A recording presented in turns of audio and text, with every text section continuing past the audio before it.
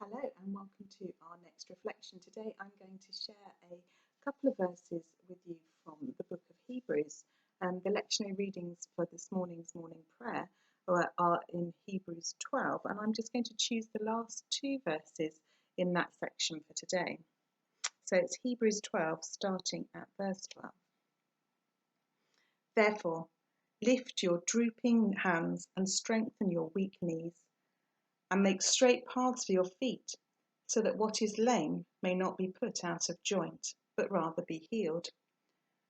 And I've reflected on this passage, and it kind of talks to me a little bit about how I wonder if you've ever damaged your leg or your knee or your ankle, or perhaps had a bad back, and you've tried to walk or move to compensate for that pain or that discomfort that whatever's wrong is causing you. And in so doing, you've managed to actually put your body totally out of joint and perhaps cause more discomfort in the long run because you've been walking awkwardly or sitting awkwardly to try and compensate for whatever damage you've done.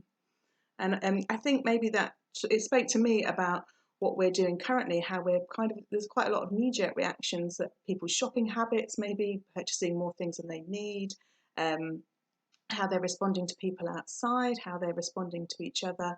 It's all a bit of an anxiety and a knee-jerk reaction. We're trying to compensate for something that has gone wrong, but we're perhaps doing it in the wrong way and maybe causing issues in the long run.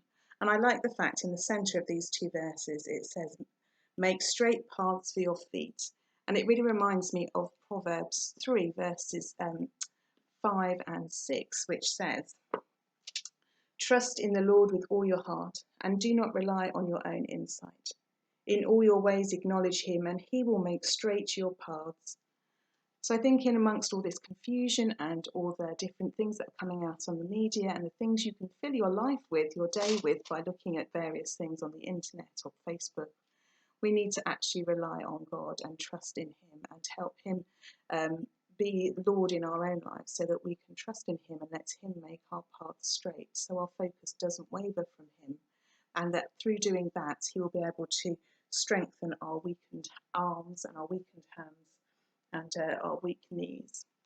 So today's thought, I think, is that we need to trust in God, and we need to try and put aside some of the other things that are clamouring for our attention, so that we allow him to be our core and our strength within, and that we can follow his paths that he has set for us, and use this time to be an opportunity for us to spend more time with him and listen to what he might be trying to say to us today.